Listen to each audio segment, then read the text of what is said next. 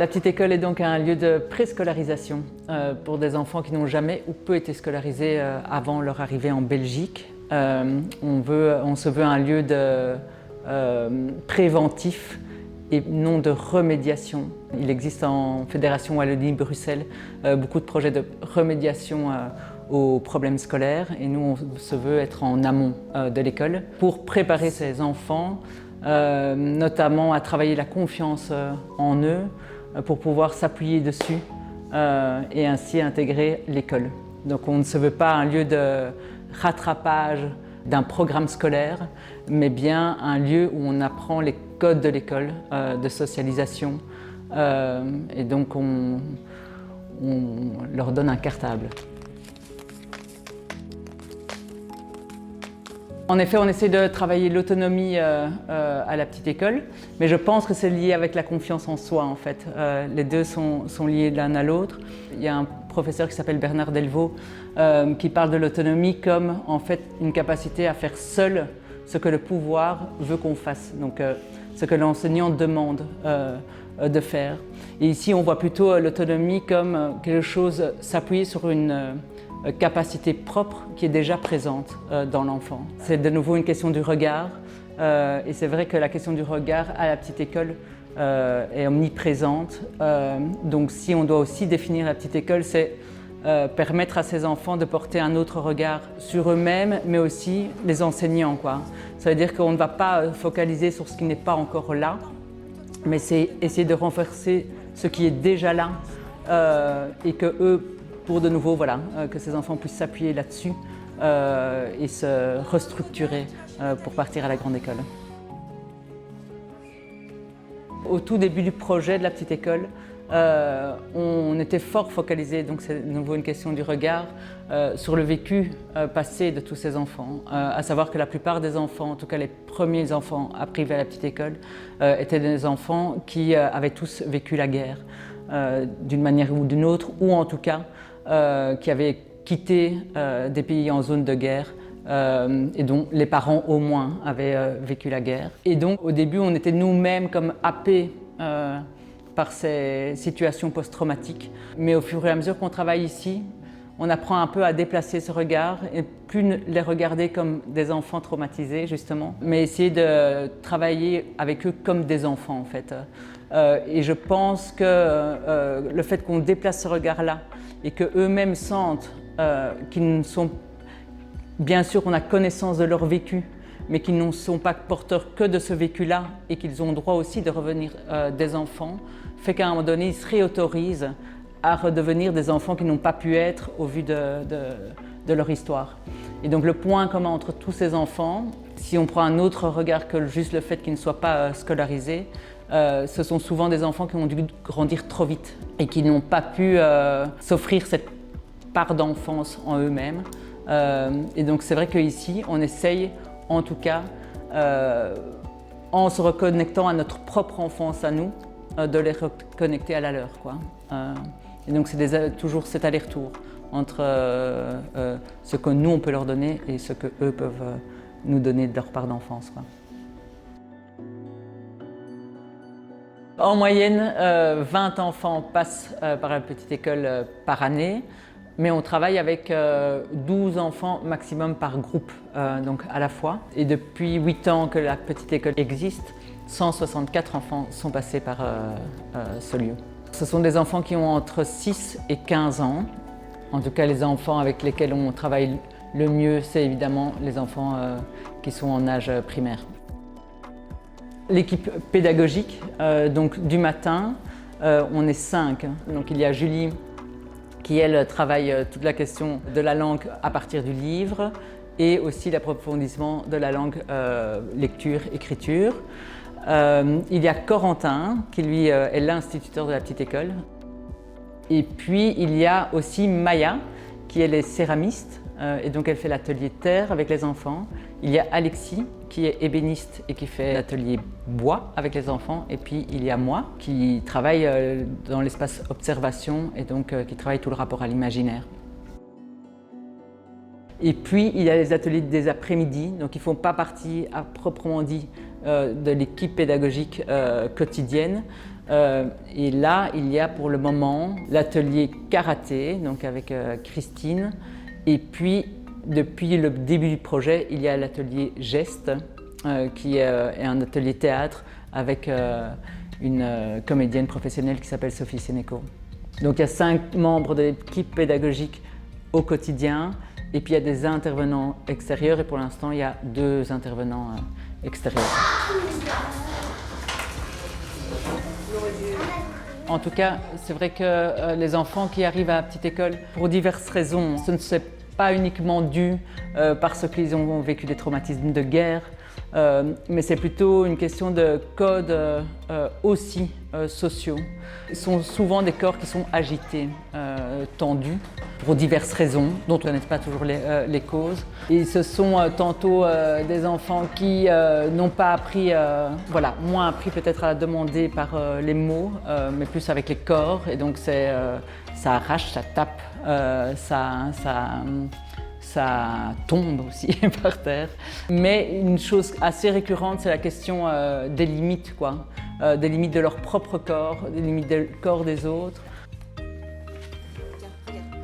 On remarque ici il y a des enfants, les enfants Peul, donc c'est des enfants qui viennent du Sénégal, de culture Peul, qui est un peuple semi-nomade. C'est des enfants, en tout cas les enfants qu'on a eus ici, qui ont vécu généralement dans des grandes plaines en fait. Et souvent on se posait la question on voyait qu'ils ne voyaient pas les limites ni sur leurs feuilles, mais ni les limites physiques quoi, autour d'eux. Donc c'est des enfants qui débordent, même la petite école est trop petite. C'est comme si la petite école les contraint et ils ont besoin de plus grand, quoi.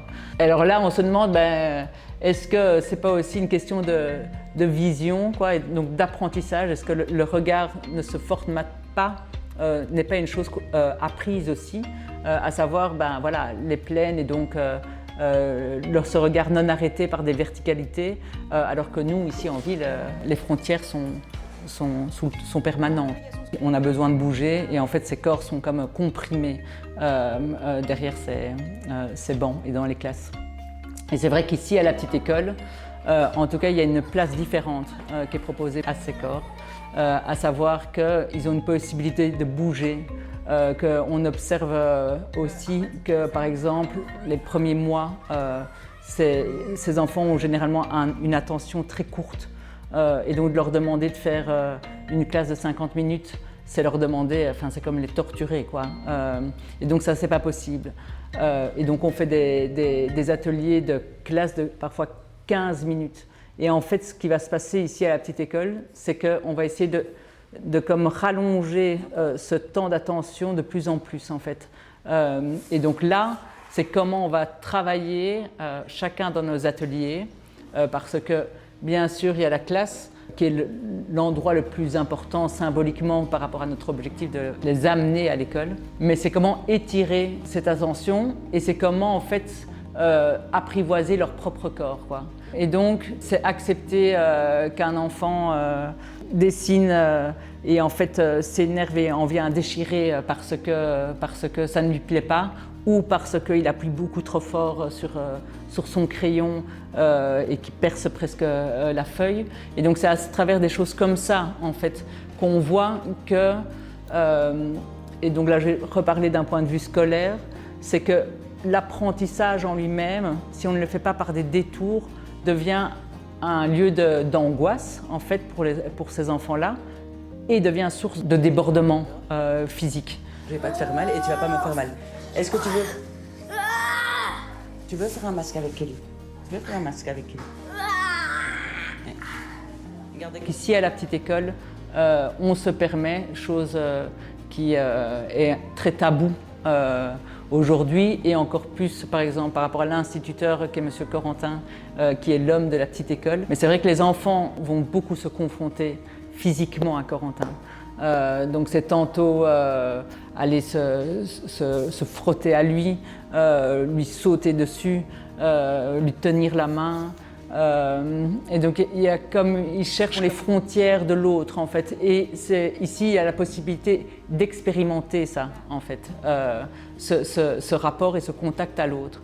ce qui est quelque chose complètement à l'antipode de l'école. C'est un sujet délicat, mais qu'on n'a pas le droit de toucher les élèves.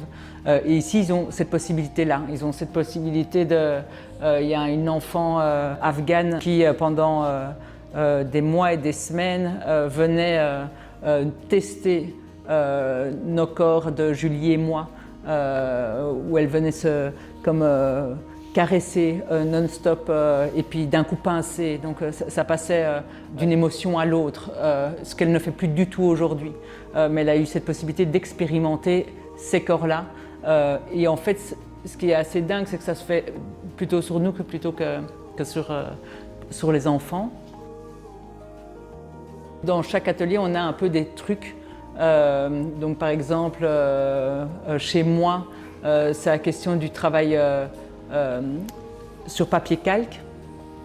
Et donc, leur donner une feuille blanche, par exemple, c'est à un moment donné où en fait, il y a trop de choses qui sont demandées. C'est un rapport au blanc, donc à l'imagination, à la capacité de se projeter, à savoir dessiner, ce qui n'est pas toujours le cas. Tandis que le fait du calque, en fait, c'est reproduire et c'est suivre quelque chose. Et ça, c'est quelque chose d'assez contenant et de rassurant. Et donc, c'est vrai que dans les différents ateliers, c'est une question aussi de ne jamais les mettre en échec. Donc, on trouve toujours des exercices qui, petit à petit, se complexifient, mais ne les mettent jamais en échec. Par exemple, dans l'atelier de Maya, elle a aussi des fiches explicatives où chaque geste est expliqué. Et donc, en fait, les enfants n'ont plus qu'à reproduire quelque chose. Et donc là, en ce sens-là, on se base aussi sur une sorte de pédagogie explicite. On montre, on fait ensemble et puis ils sont capables de reproduire. Et cette question de l'autonomie revient là aussi, c'est que petit à petit, cette question d'autonomie se passe par des gestes. Et ce qui est assez beau, c'est qu'à un moment donné, les enfants, par exemple de la petite école aujourd'hui, pourraient m'apprendre à moi à faire les exercices chez Maya. Ça veut dire qu'ils sont devenus quelque part plus experts dans l'atelier céramique que moi-même. Et donc ils acquièrent en fait des sortes de mini-expertises où ils reproduisent jusqu'au moment en fait, où ils ont la possibilité de produire quelque chose auquel on ne s'attendait pas, mais par eux-mêmes en fait. Mais c'est vraiment cette question de contenir les corps par le fait de pouvoir s'appuyer sur des gestes répétitifs et ritualisés pour petit à petit arriver à la maîtrise de ces gestes-là et enfin s'en libérer en créant autre chose. C'est un peu le procédé qu'on applique dans les différents ateliers. Ces enfants qui arrivent souvent pas très souriants, il est vrai, commencent à sourire très très vite. En 2 semaines, ils retrouvent un sourire en fait. Je pense que cette possibilité présente de pouvoir exploser sans être réprimandé et empêché de pouvoir le faire, en fait, quelque part endigue déjà une partie de ces colères en fait. Parce que les enfants le sentent très bien. Donc ça peut arriver 1 fois, 2 fois. Et puis en fait, ça ne se produit plus parce qu'en fait, ils ont testé. Je pense que c'est de nouveau une question de test des limites, de ses propres limites, mais de la limite des autres aussi. Et il y a une belle histoire, c'est un enfant qui vient en effet de zone de guerre et qui a une histoire assez compliquée, mais quand il était ici, il explosait souvent et lui, on n'a jamais réussi à endiguer cette colère-là. Ça a été jusqu'au dernier jour où 1 fois par semaine, il avait des grandes explosions. Et aujourd'hui, il est à la grande école et c'est lui qui fait la médiation dans la cour d'école entre les personnes qui se bagarrent en leur disant « mais tu sais, tu pourrais faire ça autrement ». Et donc c'est lui qui donne des outils aux autres pour régler leur propre colère, quoi. Et dans la question des bagarres et des colères, c'est de nouveau ça, c'est à un moment donné les connaître assez bien en fait, ou en tout cas les avoir assez observés pour comprendre qu'à un moment donné, il y a moyen de déjouer en fait ce moment-là en les emmenant ailleurs, quoi. Par exemple, un enfant qui est en train de taper et tout ici, et c'est petit à petit l'amener à aller clouer avec moi dehors, ou je pense que aussi l'utilisation d'outils ou de machines très dangereuses, parce qu'il y en a qui sont très dangereuses dans l'atelier de Alexis, c'est petit à petit en fait les mettre eux-mêmes en état de danger, et donc ils savent qu'ils doivent porter une attention particulière, sinon les choses s'arrêtent tout de suite. Il y a des règles très précises chez Alexis en atelier menuiserie. Et donc c'est aussi petit à petit leur montrer qu'on a confiance en eux, permet de réguler aussi une sorte de mauvaise utilisation de l'outil qu'ils pourraient avoir, quoi. Enfin, dans l'atelier cuisine, il y a des grands couteaux, ils coupent avec des couteaux comme ça. C'est arrivé une fois qu'il y a un enfant qui a levé son couteau, hop, c'est l'atelier cuisine, il sait que pendant une semaine, il n'ira plus. Et donc, c'est de nouveau avoir, en fait, le cadre de la petite école, c'est un cadre très strict et très ritualisé, très structuré, mais à l'intérieur duquel on a énormément de liberté. C'est ça, table, madame. Ça va bien? Oui. Bonjour Nordine. Tantôt, je parlais des corps qui se touchent, mais il y a évidemment toute une série de matériaux comme le sable.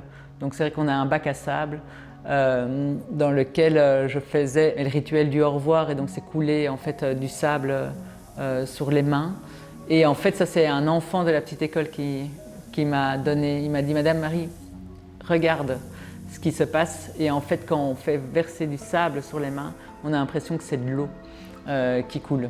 Et donc en fait, tous les matériaux à la petite école, alors ce n'est pas que pour une question tactile, mais visuelle aussi, sont choisis, quoi. Par exemple, on ne choisit rien en plastique. Tout le travail de la classe, par exemple, Corentin généralement dessine, ou en tout cas, ce n'est pas des photocopies. On a beaucoup d'objets exposés pour essayer d'éveiller en fait tous les sens, et en tout cas que ces sens, en fonction de chaque enfant, puissent être stimulés s'il en a besoin. Il y a par exemple un enfant qui est Mohamed, qui est un petit, où on sentait qu'en fait, bébé, il n'a pas dû être beaucoup stimulé. Et ici, presque lui faisait un peu peur, quoi. Et donc, il a passé son temps, à un moment donné, c'était aller chercher de la terre et de l'eau, et pour finir, à la fin, il était presque avec sa tête dans la bassine d'eau. Mais c'était, voilà, on sentait que c'était en tout cas, c'était thérapeutique pour lui, en fait, ce contact avec l'eau. Et donc ici aussi, c'est vrai qu'on les met en contact. Et donc c'est un peu comme une sorte de pédagogie du maternel, parce que c'est des choses qu'on expérimente plus par le maternel, mais qu'on réadapte et qu'on fait en sorte que ça ne paraisse pas trop enfantin pour des enfants âgés de 6 à 16 ans. Et c'est vrai que la terre, pour ça, a un énorme effet thérapeutique. Ça doit être remonté à quelque chose de presque archaïque, mais c'est vrai que ce mélange de l'eau et de pouvoir faire de la boue, et ça, Maya aussi le permet à certains moments. Pas toujours, parce qu'il faut aussi cadrer, mais c'est vrai qu'il y a certains ateliers où elle sent que les enfants ont besoin en fait de juste parfois pouvoir toucher cette terre. Maya, son rituel de fin d'atelier, c'est de nettoyer la table et puis nettoie les outils.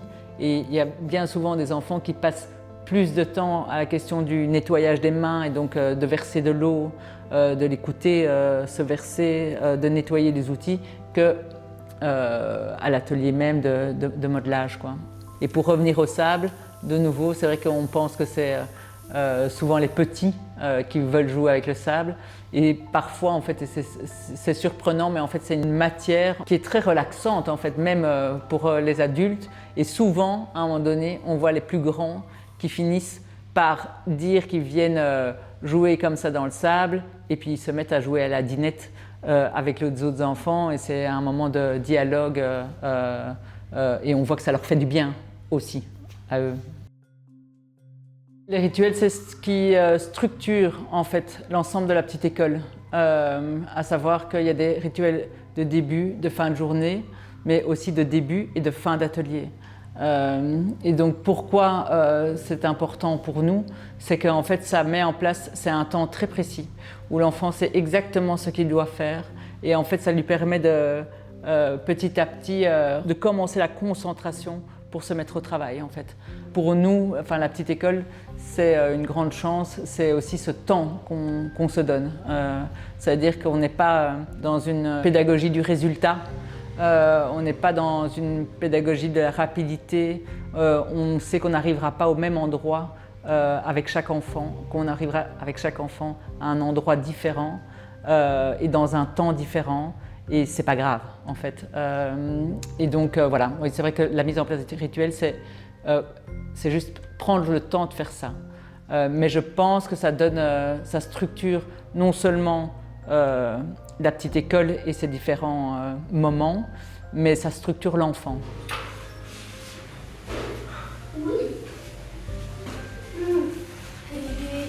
Je dois te parler. Tu veux qu'on prenne le téléphone?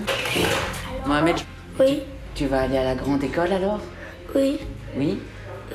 Alors demain, avec ta maman, on va aller ensemble, Marie, Aziza et Mohamed, on va aller voir la nouvelle école de Mohamed. ok. Alors le résultat, c'est quand l'enfant, on sent qu'il a envie de partir de la petite école. Et ça, c'est un bon signe pour nous. C'est quand l'école, la grande école devient de nouveau ce lieu de fantasme. Parce qu'on ne veut pas se substituer à l'école. Ça, c'est très important pour nous. On veut vraiment rendre l'école possible, notamment parce qu'il y a une socialisation qui n'a pas lieu ici. Je veux dire, on parle de 12 enfants qui sont âgés entre 6 et 16 ans. Et donc la question des pairs sur lesquels on peut s'identifier est plus compliquée ici. Et puis il y a une autre question qui est plus compliquée ici qu'à l'école, c'est cette question du regard. Et donc les enfants, et ça c'est aussi un bon indicateur du moment en fait, où ces enfants sont prêts, c'est quand en fait ils en ont un peu marre d'être sous notre regard, quoi. Et donc qu'on soit trop attentif à eux. On sent qu'ils ont envie de s'échapper un peu de cette attention qu'on leur porte et de pouvoir se cacher parmi d'autres enfants.